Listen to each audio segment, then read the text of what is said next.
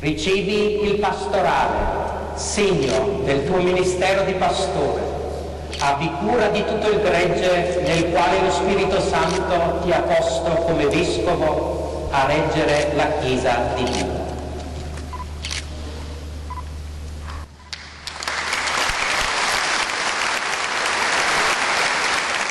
Un applauso lungo e scrosciante per festeggiare Monsignor Michele Tomasi, ordinato nuovo vescovo di Treviso nel Duomo di Bressanone, città dalla quale proviene e dove, dopo aver frequentato il seminario, è divenuto rettore. 17 vescovi, 230 sacerdoti, molti fedeli a partecipare alla fastosa cerimonia concelebrata dal vescovo di Bolzano Bressanone Ivo Muser, l'arcivescovo di Trento Lauro Tisi ed il vescovo emerito di Treviso Gianfranco Agostino Gardin, del quale il prossimo 6 ottobre Tomasi prenderà il posto. Ai numerosi presbiteri, diaconi e fedeli giunti da Treviso si è rivolto direttamente il nuovo vescovo nel suo primo discorso dopo l'ordinazione. Verrò presto, portando tutto me stesso, desideroso di conoscervi e di farmi conoscere, di incontrare la vostra esperienza di fede e di vita cristiana, portandovi con semplicità la mia, così che diventeranno presto e completamente la nostra esperienza, per camminare insieme e insieme essere Chiesa di Cristo, fedele al Vangelo. A Treviso il vescovo porterà la reliquia del beato Josef Mayer Nusser, vittima del nazismo, reliquia donatagli dal vescovo di Bressanone affinché la porti nella Marca come esempio di una persona retta che seppe dire no. E ciò, ha sottolineato il presule, è particolarmente importante in un'epoca come la nostra, talvolta contraddistinta da superficialità e populismi. Gratis date è il motto scelto dal vescovo Tomasi, motto ispirato al verso del Vangelo nel quale Gesù esorta gli apostoli a darsi da fare per i fratelli più bisognosi. Una cerimonia solenne e partecipata nella quale c'è stato anche spazio per un fuori programma con una corale risata quando il vescovo ha consegnato al consacratore, come da tradizione, un piccolo dono. Non avrei mai pensato di arrivare a un momento simile, ma davvero credo che il Signore voglia che i nostri cuori siano lieti nella festa e nell'amicizia.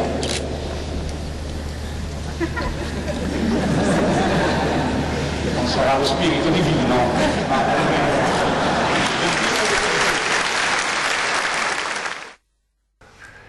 Allora, buonasera, ben ritrovati a 20:10 in diretta dopo il telegiornale di Treviso come sempre. Così Marta Marangoni il 14 settembre scorso raccontava nel nostro telegiornale l'ordinazione a vescovo di Monsignor Michele Tomasi che fra 2 giorni ormai arriverà a Treviso per prendere possesso, diciamo, della guida della diocesi. È una prima serata dedicata a questo evento, come sapete domenica lo racconteremo in diretta con una lunga edizione straordinaria in cui racconteremo passo per passo le tappe di avvicinamento del vescovo e poi il vescovo a Treviso, domenica appunto, ma è la prima serata che oggi ci vede parlare questa sera a 20:10 e poi alle 21:15, ve lo ricorderò anche dopo, c'è una puntata davvero da non perdere di 40 con Lucio Zanato per ripercorrere 40 anni di Chiesa trevigiana e 40 anni di vescovi a Treviso. Allora, questa sera parliamo dell'attesa del vescovo con Don Adelino Bortoluzzi, buonasera. Ciao. Buonasera, ovviamente il parroco di Santa Maria del Rovere, ma voi tutti lo conoscete anche come il volto un po' della parola del Signore proprio su Antena 3 ogni sabato, insomma intorno alle 18:30 se non sbaglio. E un po' prima delle 18:30, alle 18 e poi anche la domenica ovviamente. E poi ne parleremo con Elisa Vian, buonasera, che è ex animatrice dell'Azione Cattolica, che quindi ci parlerà un po' anche del punto di vista di una persona laica che però è stata nel mondo, diciamo, della Chiesa, e anche dal punto di vista di donna e mamma, insomma le famiglie cosa si aspettano un po' da questo vescovo. Allora, Don Adelino, la prima impressione che l'ha fatto Monsignor Tomasi?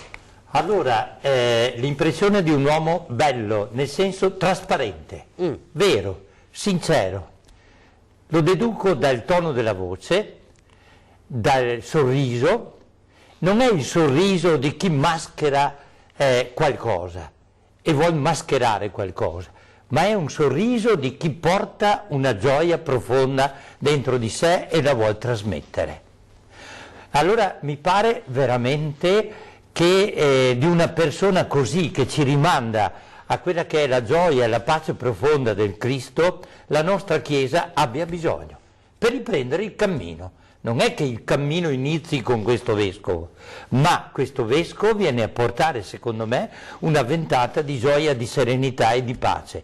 Lo dice il suo non verbale, il suo modo di parlare, il tono della sua voce, il modo che ha di guardare la realtà e le persone.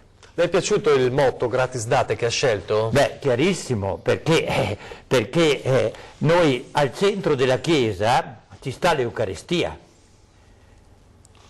La cattedra da cui un vescovo parla non è quella artificiale che possiamo mettere in qualche chiesa, che la chiamiamo anche la sede dove uno presiede l'Eucaristia, ma la cattedra vera è la celebrazione dell'Eucaristia, dove al centro ci sta Gesù che si fa pane e che dice a noi: fate questo in memoria di me, diventate pane, gratis date.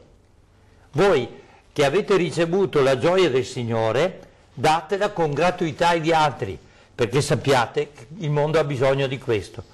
Andate, la messa è finita, andate in pace, andate a vivere questo amore che avete ricevuto. Allora, fra poco le chiederò anche un po' quali consigli dà al vescovo, un po', perché voi siete i parroci, quelli del territorio, cioè deve esserci una rete, insomma, la bravura di un vescovo, credo, si veda anche dal rapporto che ha con i suoi parroci, e vedremo come sarà il rapporto. Però chiedere anche a Elisa Vianna le prime impressioni, insomma. Sicuramente impressioni positive di un uomo anch'io solare, pieno di vita e che trasmette vita. Quindi penso che sarà una presenza costruttiva per le comunità, anche per noi laici, per noi famiglie, e per questo appunto farei un passo indietro, non so se adesso oppure... Sì, no, glielo chiedo subito, mi ci racconta un po' la sua esperienza brevissimamente? Allora, intanto desidero ringraziarvi perché mi avete invitato, perché raramente si parla al femminile di Chiesa e in modo laico, quindi è un'opportunità di far sentire anche una voce diversa da quella di un sacerdote, certo, o di una suora, ma di una persona come tante altre che non ha nulla di straordinario ma che vive la sua quotidianità all'interno del mondo della famiglia, del lavoro e delle relazioni.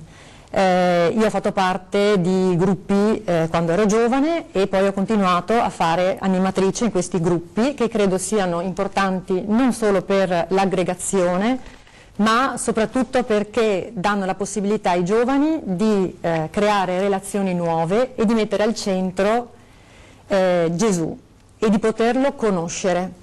Fortunatamente io ho avuto delle persone, degli animatori, dei sacerdoti che mi hanno aiutato in questo cammino e quindi spero tanto che ci siano ancora sacerdoti, laici e il vescovo che ci guida all'interno di questo cammino e di questa possibilità anche per i nostri figli, per i miei e per quelli degli altri. Chi fa la sua esperienza, ecco, di solito come vede un vescovo? È una figura lontana perché insomma è la guida della diocesi? Che esperienza avete avuto?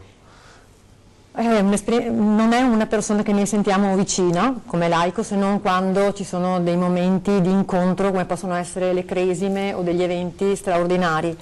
Per noi famiglie è molto importante ovviamente il parroco perché è più vicino alla nostra realtà, guida diciamo la parrocchia dove uno è inserito e quindi le attività che noi facciamo si confrontano con la figura del parroco. Però sentiamo che il vescovo dà delle linee, dovrebbe, e comunque abbiamo ricevute anche delle linee guida per una pastorale della comunità, ma anche una pastorale che poi dovrebbe essere anche per le famiglie. Di che cosa ha bisogno secondo lei la comunità trevigiana rispetto al passato adesso? Abbiamo bisogno di continuare a dare senso ai nostri giovani, prima di tutto ai nostri figli, trovandolo noi per primi, noi adulti.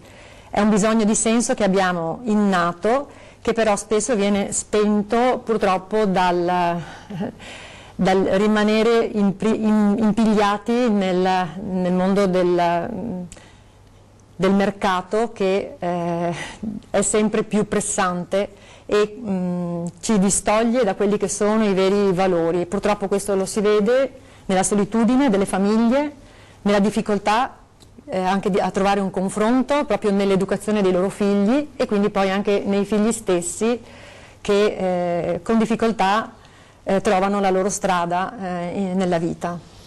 Allora, questi sono spunti importanti, insomma, di cui voi poi potete essere portavoci al Vescovo. Allora, se dovesse dare un consiglio a questo Vescovo, perché insomma, che territorio trova Monsignor Tomasi? Allora, trova un territorio, secondo me, ancora di grande disponibilità. È vero che la Chiesa in questo momento è in difficoltà, però perché non ha trovato ancora i linguaggi che vadano ad attivare quei desideri profondi che le persone ancora portano nel cuore e che rischiano, come diceva la Elisa, essere soddisfatti dal mercato, dove tu ogni giorno sei spinto a consumare per poi gettare via, per trovarti nel vuoto e nella solitudine. Questo è vero a livello di noi adulti, a livello degli adulti, è vero anche a livello giovanile. Però Dio non ha spento il desiderio delle persone di trovare un senso alto alla loro vita, di trovare delle vocazioni grandi per cambiare il mondo. Secondo me il Vescovo dovrebbe attivare tutta una serie di esperienze, una ricerca molto seria che ci porti in qualche modo nell'alveo della tradizione del Vangelo, che è una tradizione di esperienza di vita, di pace, di serenità, di gioia di vivere, perché è l'unica risposta del Vangelo ai desideri profondi dell'uomo, anche dell'uomo di oggi. Diceva la Chiesa è in crisi, insomma una parte della Chiesa è in crisi. L'abbiamo letto oggi, era un articolo interessante sul Corriere del Veneto che parlava della crisi delle vocazioni, con le diocesi, le parrocchie costrette a richiamare addirittura anche a sacerdoti in pensione perché ci sono sempre meno preti. Non è una cosa nuova, però si sta ormai cronicizzando. Quindi la sua soluzione è, intanto deve essere il Vescovo a fare a dare questa inversione di tendenza, ma come si fa? Allora, è chiaro che se viene meno la fede delle comunità, vengono meno anche le vocazioni. Certo.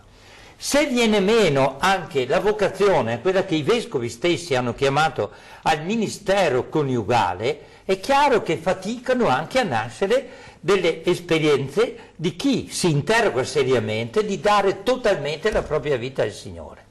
Allora, il problema non è solo cercare gente che vada in seminario e che vada a fare i preti.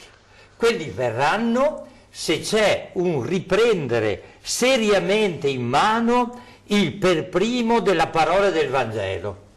Se c'è una Chiesa che si converte, che comincia a vivere profondamente e seriamente la loro fede, che non è una fede di appartenenza come uno appartiene a un partito o viene a chiedere sacramenti per far festa. No, la fede di chi fa del Vangelo il tesoro profondo della propria vita. Solo così nasceranno nuove vocazioni e nascerà una nuova ministerialità, cioè nuovi servizi all'interno della Chiesa. Allora, pubblicità e torniamo subito.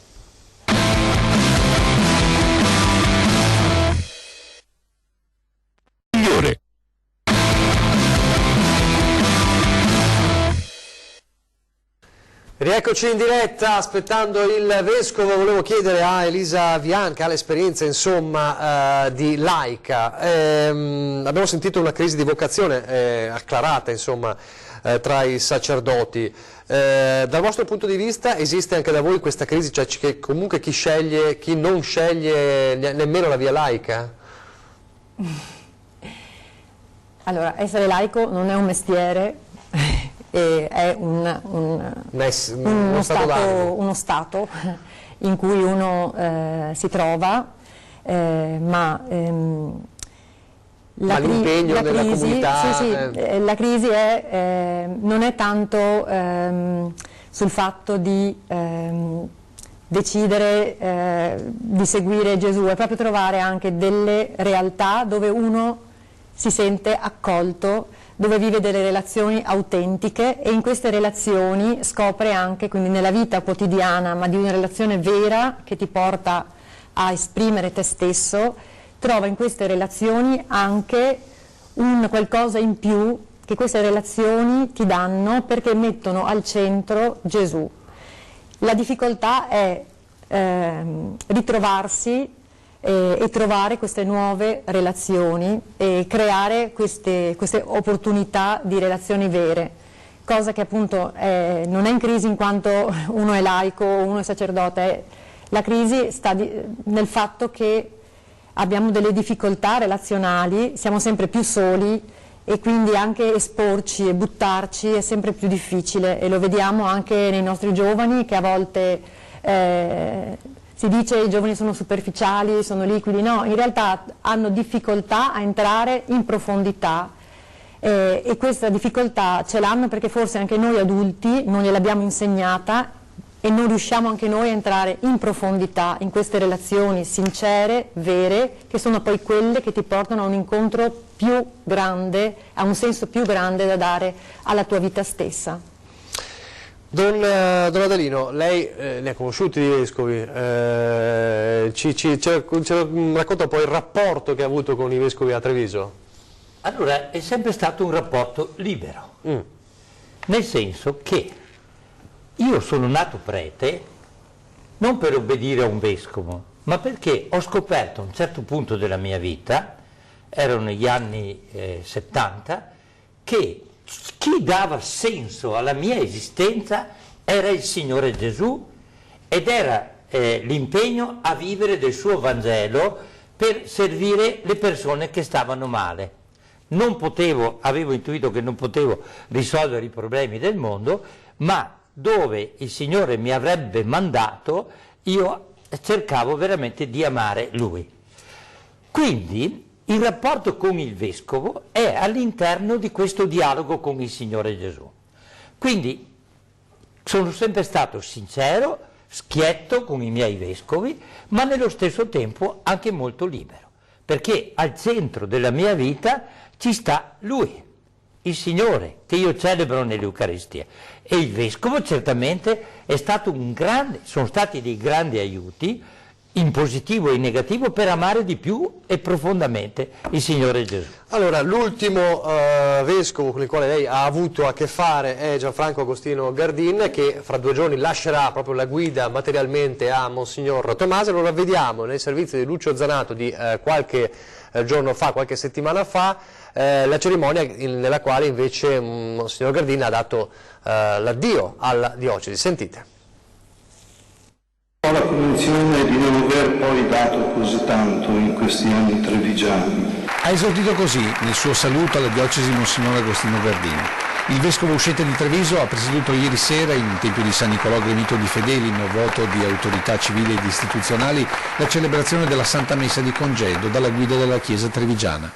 Un'omelia franca per fotografare questi 10 anni del suo insediamento, il 7 febbraio del 2010, ripercorsi in oltre 20 pagine dalla vita del popolo. Sfogliando le varie pagine del numero in uscita oggi del nostro settimanale diocesano, a cui accennava Don Adriano, mi è parso che molti interventi troppo generosi nei miei confronti descrivono più quanto avrei dovuto fare di quanto ho realmente fatto. Un'analisi franca di questo ampio capitolo del suo percorso sacerdotale, fatta con umiltà e paragonato ad un foglio scritto e riscritto a macchina. Certo, constatando errori e insufficienze, non ho chiesto di rifare il mio decennio a Treviso, non ho infilato un altro foglio, sì, non preoccupatevi, ma ho usato per me, con rassegnazione, sia pure in un altro senso, le celebri parole di Pilato, od scripsi, quel che ho scritto. Tanti riferimenti alla fede in un percorso decennale certamente non facile, fino ad arrivare ai ringraziamenti alla sua comunità. Mi riferisco evidentemente ai preti e ai diaconi di questa diocesi. Da molti di loro ho imparato. Grazie, carissimi fratelli ministri ordinati, appartenenti a varie generazioni, mi porto nel cuore. Infine un pensiero per il suo successore. Invio anche un saluto cordialissimo e un augurio affettuoso a Monsignor Michele Tommasi, che tra 16 giorni mi prenderà il mio posto, e anche lui è un altro dono. Così 14 giorni fa il saluto di Monsignor Gardini. Se l'aspettava questa sorta di autocritica anche da parte del Vescovo Emerito? Non proprio. Però dopo questo intervento ho provato una grande tenerezza per il mio vecchio vescovo. Avrei voluto quasi abbracciarlo, perché di solito siamo abituati a vedere i vescovi come dei grandi feudatari che una volta arrivavano in pompa magna con i cavalli, con il bastone, erano gli uomini potenti che sapevano tutto. Però misurarmi con un uomo che confessa con umiltà le sue fragilità mi ha fatto molto piacere. Non a caso, mentre lui parlava, ho detto è vero, perché noi ogni mattina quando diciamo la preghiera del breviario incominciamo così: "O Dio, vieni a salvarmi". Ma comincia così il Papa, comincia così il Vescovo, cominciano così anche i laici, cominciamo tutti. E un Vescovo che dica "ho cercato di dare del mio meglio, nonostante le mie fragilità", a me ha fatto tenerezza e proprio mi ha suscitato dentro sentimenti di simpatia che l'avrei abbracciato. Anche lei ha avuto questa reazione?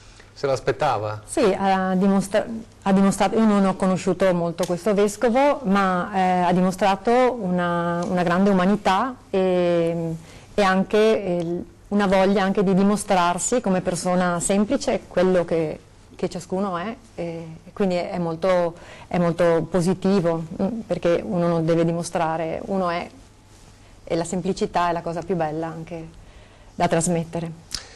Don Avelino, inevitabilmente i vescovi poi hanno a che fare anche con le cose molto concrete della politica, per forza di cose devono interfacciarsi con la politica, lo fa il Papa, lo fanno le grandi figure insomma, della Chiesa, ma anche il vescovo nella sua diocesi, ed è sempre più spesso un rapporto difficile. Lei pensa che questo nuovo vescovo possa avere un approccio diverso rispetto ai suoi predecessori?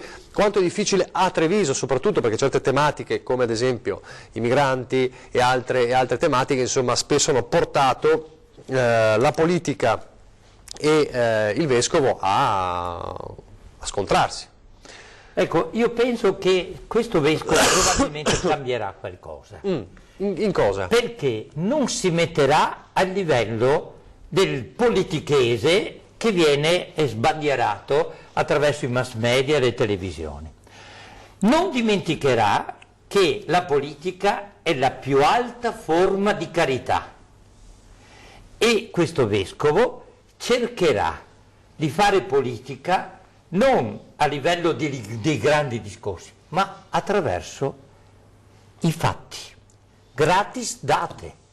Ci saranno dei fatti che come Chiesa dovremmo mettere in atto per suscitare una cultura della carità a chi si impegna nei partiti, nelle istituzioni, nei vari servizi che una società come la nostra dà. E io sono convinto che certamente bisogna andare avanti su questa strada. Dal vostro punto di vista la politica entra per forza di cose anche nella vita della Chiesa e lo vediamo ogni giorno, le polemiche ci sono. Un vescovo deve schierarsi apertamente, deve essere più un pastore che cerca di essere un tramite. Secondo lei qual è la figura del vescovo sulla politica, cosa deve fare? Non ho idea di cosa deve fare un vescovo. Certamente, siete voi però che, sì, certamente diciamo, la parola di Dio è chiara, il Vangelo dice delle cose molto chiare e quindi chi segue il Vangelo deve necessariamente metterlo in pratica. Quindi, se questo poi è fare politica è secondario, dice lei, giustamente. È secondario. nel senso che la politica deve essere fatta dai politici, il vescovo, i sacerdoti, i credenti seguono il Vangelo. Certo che il vescovo ha questa sua funzione, quella di ascoltare la parola e di proclamarla al popolo. Don Adelino, lascio l'ultima parola a lei perché siamo in chiusura. Se dovesse, figuriamoci di averlo qui, tra noi, privilegiati, Monsignor Tomasi, la prima parola che gli direbbe, quale sarebbe? Grazie. Grazie perché la sua entrata è già una profezia. Il fatto che vada a incontrare delle comunità cristiane, che metta al centro i poveri, va alla Casa della Carità, va a trovare tutti questi poveri preti, poveri nel senso che sono in casa di riposo, ma che hanno donato anima e corpo per la vita delle nostre parrocchie. Pensiamo a questa diocesi senza i campanili e senza le parrocchie. Lì ci sono preti che hanno dato tutto se stessi al bene di queste popolazioni. Gli direi grazie per questo gesto di profezia verso i sacerdoti anziani e soprattutto perché si mette in cammino con i giovani. Oggi non possiamo più parlare ai giovani con un linguaggio obsoleto dei primi anni in cui ero prete. C'è una realtà non edita del modo di pensare dei giovani che dobbiamo metterci in ricerca, in cammino, dobbiamo camminare con loro e sono convinto che nascerà, grazie anche a questo vescovo, un nuovo movimento spirituale nei giovani di Treviso. Staremo a vedere allora, grazie a Don Adelino Bortoluzzi, grazie a Elisa Vianna, fra pochissimo allora, 21:15, fra mezz'oretta, la puntata di 40 con Lucio Zanato, 40 anni di vescovi a Treviso e poi vi ricordo domenica la nostra edizione straordinaria per raccontare in diretta l'arrivo del vescovo. Grazie per averci seguito, arrivederci.